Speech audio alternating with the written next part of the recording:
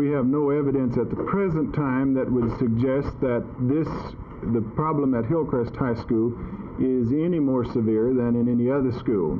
We have just checked with the police department. They have examined their records, and they have confirmed this fact that right now, the information that we have available does not suggest that the incidence of drug abuse at Hillcrest High School is any more severe than several other schools.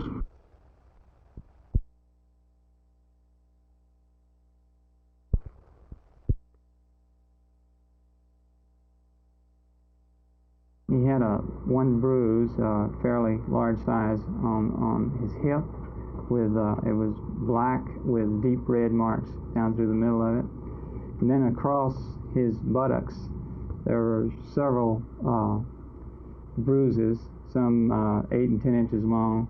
They were dark discolorations of skin. When Perry told state welfare supervisors about the case, instead of moving to correct it, they confiscated his photographs. When one of Perry's supervisors objected, she was called to the state welfare office in Austin and fired on the spot. 3 other co-workers of Perry, all supervisors, were transferred out of the child welfare department into public assistance, apparently because they tried to investigate the case. Josh Taylor, who is the Dallas attorney who coincidentally wrote the current state child abuse law, is representing these supervisors in an effort to correct the situation. I talked with him today. Mr. Taylor, what is your next step? Tom, our next step is to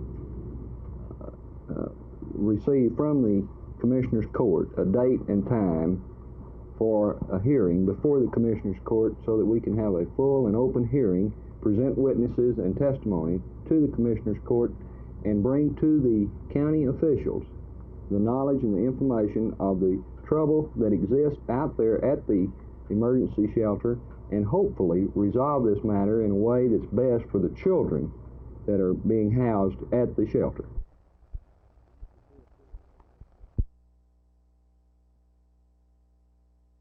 The children who reside at this building just off Harry Hines Boulevard come from broken homes and families, those of them who are lucky enough to even have a home.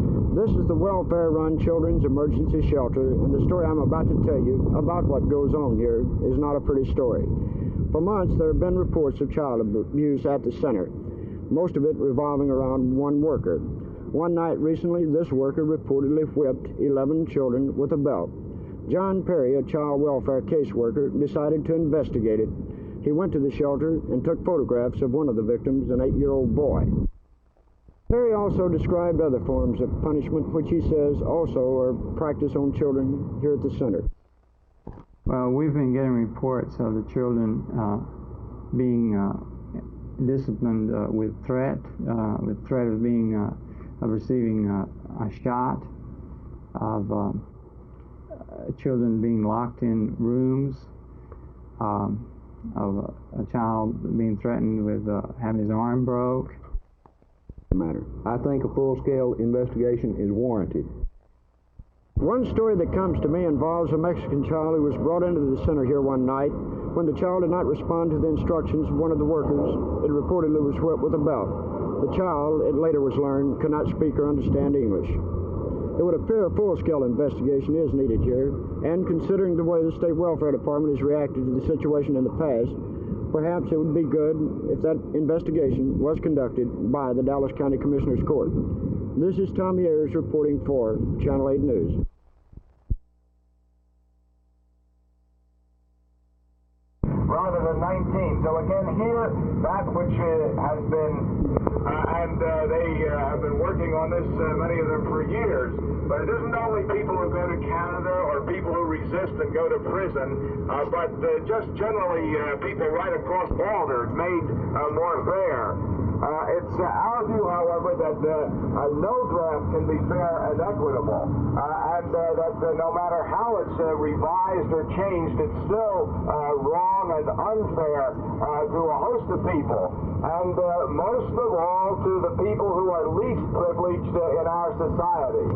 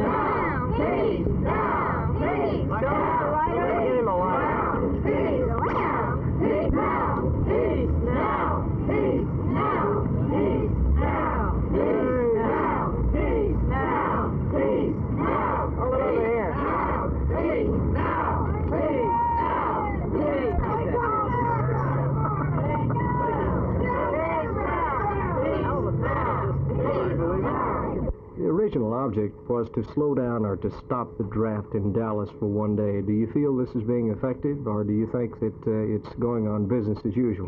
Business is going on as usual at this point.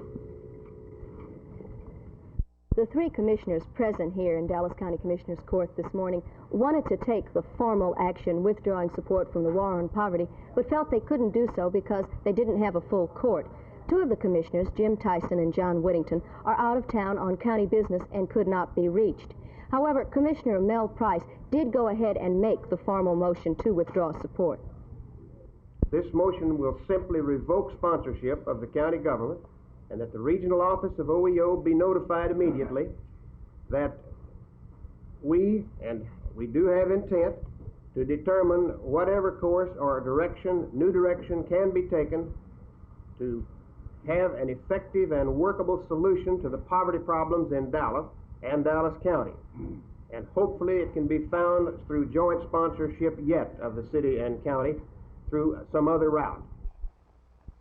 Dallas City Councilman Jesse Price was also at the commissioners' meeting this morning. In a few brief informal remarks, he urged the press to point out the kind of people he says are allegedly involved with both the War on Poverty and SNCC. On Monday, County Commissioner Mel Price will again bring up his motion to withdraw support from the War on Poverty. This is Teel Salaun from the Dallas County Commissioners Court.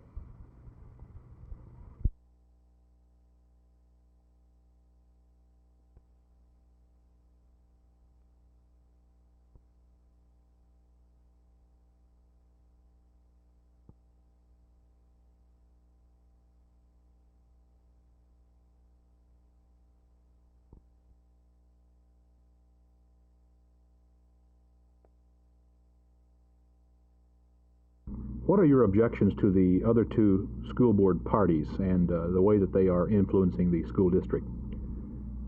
I disagree with the tendencies that LEAD has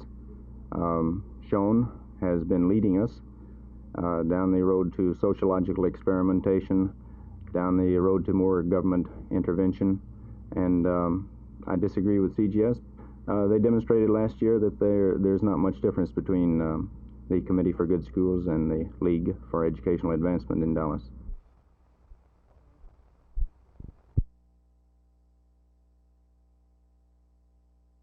Well, you see, with this particular question, what you have to come up with is consider what has been the known history of black people in this country now, up to now. And what that has been is virtually no knowledge of self. As a matter of fact, I think if there is any single thing that we need to address ourselves to as the root source of the problem, it would be the absence of knowledge of self that has attended black people's time in this country. You see, we are a group who methodically were robbed of every sense of culture, history, heritage that went with us. Even the image of the continent from which we came has been besmirched. You know, I grew up with the exact same image of historic Africa. We were both taught to think about savages swinging in trees, about witch doctors, voodoo drums, and all this, and all of it cast in deep, dark, exotic jungle, and ironically, the king of all of it was Tarzan. Right. You know, and that doesn't happen to be the case. And so I think that as horrible as was the physical side of slavery, the psychic part of it even was worse in terms of its legacies.